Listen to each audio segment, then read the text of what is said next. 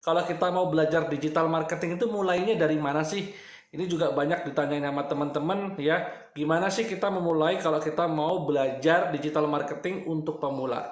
Ya, kita harus paham dulu nih definisi digital marketing itu apa. Digital marketing itu adalah pemasaran lewat dunia digital atau dunia online ya.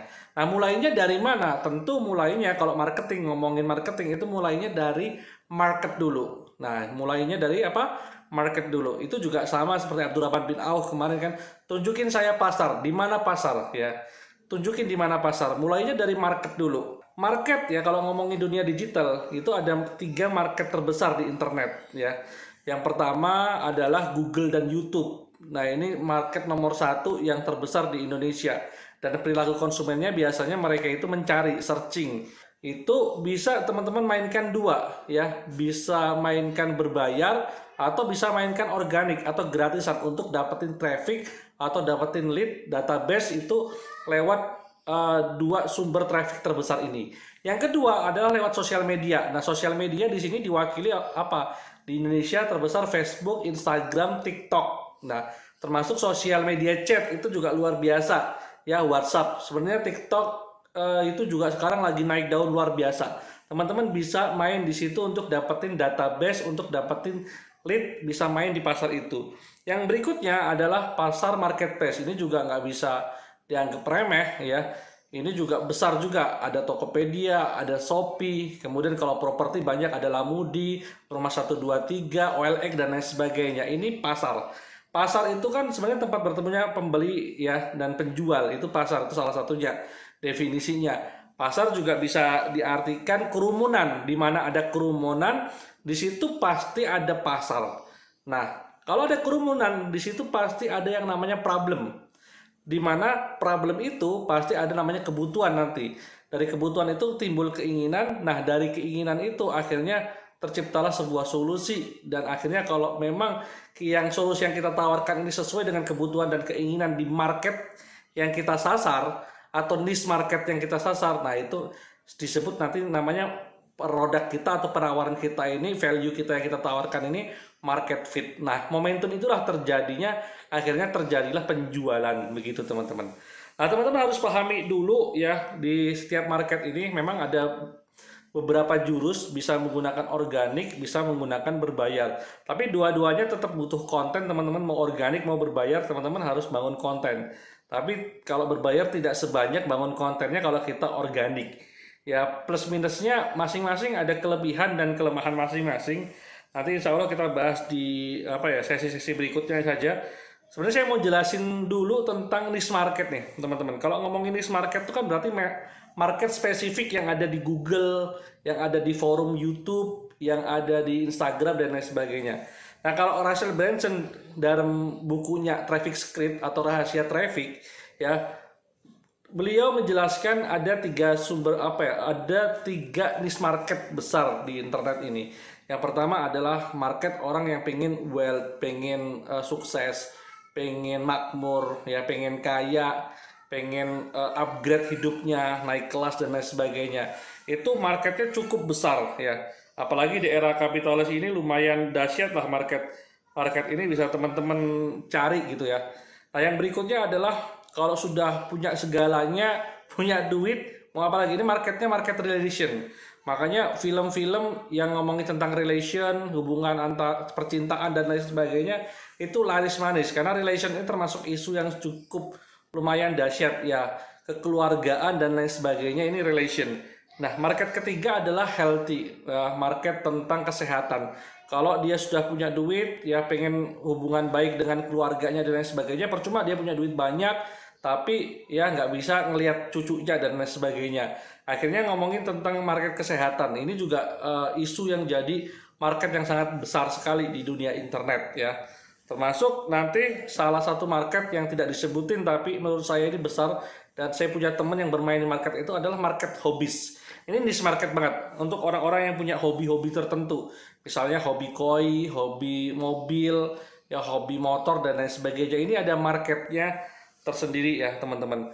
Nah, kalau teman-teman udah tahu niche market, mau main di niche market mana, ya teman-teman mulai mencari problem nih.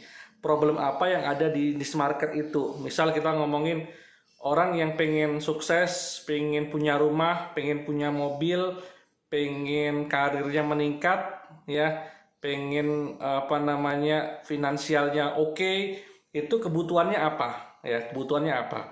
Oke, misalnya kita bagi nih, ada marketnya market PNS, ya, misalnya yang dia karirnya lewat PNS, ada juga yang mungkin dia pekerja swasta, ada yang pekerja startup milenial mungkin, ya, ada juga yang mungkin entrepreneurship. Nah, itu juga market tersendiri, ya. Nah, teman-teman harus tahu nih mau main di market mana. Ini penting banget karena kalau kita paham ya tempat kita bermain dan di mana market ini berada, ya, kita akan mudah nanti bikin strategiknya. Termasuk nanti market ini sebenarnya dia follow influencer siapa atau key opinion leader siapa. Nah, ini salah satu jurus yang saya pakai sampai sekarang masih work adalah menggunakan jurus yang namanya call key opinion leader atau influencer. Ya, saya emang ngepoin ya market saya itu siapa, kemudian dia follow siapa, ya, kemudian saya deketin influencer-influencer itu untuk menjadi ya partner saya untuk berkolaborasi dengan saya, bisa sirkah, bisa macem-macem, ya, bisa juga ijaroh akadnya, kita endorse aja, macem-macem sih, banyak, bisa kolaborasi, saling cross promotion, itu juga bisa co-branding juga bisa. Banyak cara sebenarnya teman-teman. Kalau teman-teman nanti ya selalu simak video kita, subscribe dulu ya, nyalakan lonceng, insya Allah banyak insight-insight yang saya berikan bagaimana saya dapat call key opinion leader, bisa kolaborasi dengan mereka tanpa ngeluarin budget iklan sepeser pun. Itu juga nanti insya Allah saya bagikan ya kepada teman-teman. Ya, jadi intinya mulai dari mana? Kalau kita mau main digital marketing, kita harus paham dulu ya market kita siapa, di mana mereka. Itu sih, itu basic awal ya teman-teman kalau mau main digital marketing. Kalau kita udah tahu siapa dia dan di mana mereka, nanti kita akan lebih mudah nih menentukan kita mau main di media apa. Ya, media komunikasi apa? Mau main di paid traffic kah, organic traffic kah? Itu pilihan saja. Ya, tapi teman-teman akan akhirnya tahu nih, misalnya teman-teman mengamati nih perilaku konsumen. Konsumennya teman-teman banyak menghabiskan waktu setiap harinya itu scroll di Facebook dan di Reels misalnya atau di TikTok. Akhirnya teman-teman memutuskan untuk masuk ke TikTok ya, kemudian ke Facebook. Karena apa? Karena market teman-teman ada di situ. Ya, karena traffic teman-teman ada di situ dan teman-teman amati mereka sukanya konten seperti apa.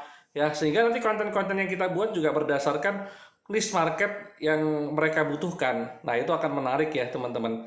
Nah, intinya gitu dulu. Jadi, teman-teman, kalau teman-teman mau belajar digital marketing, ya, saya ajarin cara yang paling fundamental, yaitu ya kita tahu dulu siapa ideal target market kita, di mana dia.